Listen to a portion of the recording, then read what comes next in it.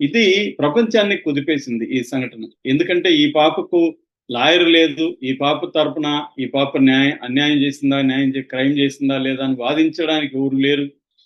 తర్వాత ఇరాన్‌లో ఏందంటే బాలికల వయస్సు క్రిమినల్ ఏజ్ అంటారు దాన్ని. ఈ క్రిమినల్ ఏజ్ 9 ఇయర్స్ అన్నమాట బాలికలకి.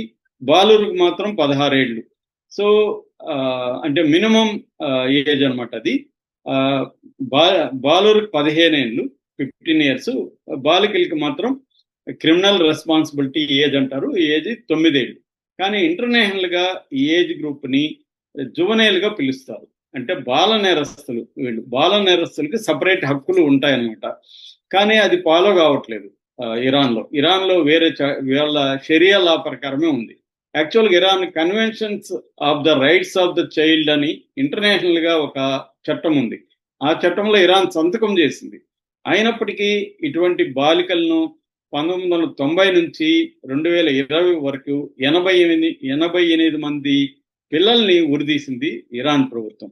సో దీని మీద ఇంటర్నేషనల్‌గా ఆమ్నెస్టీ ఇంటర్నేషనల్ అనే ఒక హక్కుల సంస్థ 2025లో ఒక డీటెయిల్ రిపోర్ట్ కూడా ఇరాన్‌లో ఈ బాలబాలికల హక్కులు ఎలా కాలరాచి వేయబడుతున్నాయని ఒక డీటెయిల్ రిపోర్టు ఇచ్చిందనమాట.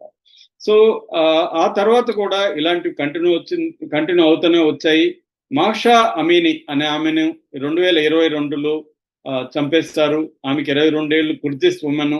ఆమెను 3 రోజులు కస్టడీలో పెట్టుకొని కొట్టి చంపేశారు. అప్పుడు అది పెద్ద ఎత్తున ఉద్యమానికి దారితీసింది ఇరాన్‌లో. 2022లో ఉమెన్ లైఫ్ అండ్ ఫ్రీడమ్ పేరుతో మొత్తం దేశం అంతా బురకాలు ఇప్పి తగలబెట్టారు. మహిళలు బహిరంగ ప్రదేశాల్లోకి వచ్చి నిరసన తెలియజేశారు. దాన్ని ఉక్కుపాదంతో ఇరాన్ ప్రభుత్వం అణిచేసింది. మొత్తం 750 మందిని చంపేసింది. అందులో 11 మందిని ఉరిదీసింది. 30,000 మందిని అరెస్ట్ చేసింది. ఆ ఉద్యమానికి సపోర్ట్ చేసిన ఆడవాళ్ళని, మగవాళ్ళని 30,000 మందిని అరెస్ట్ చేసింది. చాలా మంది దేశం వదిలి పారిపోయారు. అది కూడా మొత్తం ప్రపంచాన్ని కుదిపేసిన ఉద్యమం వచ్చి ఉమెన్ లైఫ్ ఫ్రీడమ్ అనే ఉద్యమం అనమాట. ఆ తర్వాత ఫేమస్ కేసు వచ్చి మరియం కరిమి 2021లో ఆమె భర్త టార్చర్ పెడుతుంటే ఆ టార్చర్కి వ్యతిరేకంగా పోరాడే క్రమంలో భర్త చనిపోతే ఈ మీద హత్య కేసు పెట్టి ఆమెను ఉరిదీయించి ఆ ఉరి కూడా ఎవరి దగ్గర వేయించారంటే ఆమె కూతురు దగ్గరే ఉరియించారు. అది ఇంకా ఘోరం. తల్లిని కూతురే చంపినట్టుగా అయిపోయింది బహిరంగ ప్రదేశంలో. ఆ తర్వాత నర్గీస్ మొహమ్మదీ అనే ఆమెను దాదాపు 24 సార్లు జైల్లో పెట్టాడు. ఈమెకు నోబెల్ ప్రైజ్ కూడా వచ్చింది. ఇప్పటికి కూడా ఈమెను అప్పుడప్పుడు అరెస్టులు చేసి లాస్ట్ ఇయర్ కూడా అరెస్ట్ చేసి జైల్లో పెడతా ఉన్నారు అన్నమాట. ఆమె కూడా నిన్న కూడా యుద్ధానికి వ్యతిరేకంగా పిలిపిస్తూ ఒక వీడియో కూడా ఈమె చేసింది.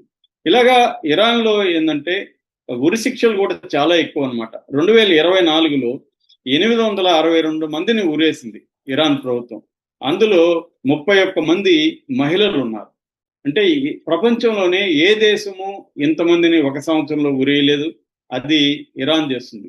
సో ఇరాన్‌లో ఈ స్థాయిలో స్త్రీల మీద అణచివేత, స్త్రీలను చంపడం ఉంది. అసలు స్త్రీ చేశారంటే కూడా సాక్ష్యం చెప్పాలంటే మళ్ళీ నలుగురు మగవాళ్ళు సాక్ష్యం చెప్పాలంట వాళ్ళ చట్టం ప్రకారం. అప్పుడే ఆ స్త్రీ గురైనట్టుగా కోర్టు నమ్ముతుందన్నమాట. అంత అంటే ఒక ఘోరమైన అనాగరికమైన చట్టాలు, అనాగరికమైన పద్ధతులు ఇరాన్‌లో ఉన్నాయి. అందుకనే ఇరాన్ ఈ రకంగా నాశనం కావడానికి వాళ్ళ దేశంలో స్త్రీ శపిస్తా ఉంది అని ఈ అమ్మాయి కథనాన్ని, ఈ అతేహ కథనాన్ని బయటికి తీసుకొచ్చి ప్రచారం చేస్తున్నారు. శాపం ఉందా లేదా పక్కన పెడితే ఈ స్థాయిలో స్త్రీలని హింసించడం మాత్రం ఇరాన్ ప్రభుత్వం ఘోర కృత్యం అని చెప్పాలి. దీన్ని ప్రపంచవ్యాప్తంగా అన్ని రకాల హక్కుల సంఘాలు కూడా ఖండిస్తున్నాయి. ఆమ్నెస్టీ ఇంటర్నేషనల్ కావచ్చు, హ్యూమన్ రైట్స్ వాచ్ కావచ్చు, centre for human rights in Iran అనే సంస్థ, అట్లాగే ఇరాన్ హ్యూమన్ రైట్స్ అనే ఇంకొక సంస్థ, ఇలాంటి సంస్థలు అన్ని కూడా దీన్ని వ్యతిరేకిస్తూ పోరాడుతున్నారు. కానీ దాన్ని ఉక్కుపాదంతో ఇరాన్ ప్రభుత్వం అణచివేస్తా ఉంది. అందుకనే ఇప్పుడు ఇరాన్కి గతి పట్టడానికి ఈ అతేహా లాంటి వందలాది మంది బాలికలు, స్త్రీల శాపాలే కారణం అని ఇవాళ మీడియాలో నెటిజన్స్ కానీ, మీడియా కానీ, సోషల్ మీడియాలో కానీ వార్తలు రావడం వెనక ఈ నేపథ్యం ఉందండి. Okay sir, thank you so much.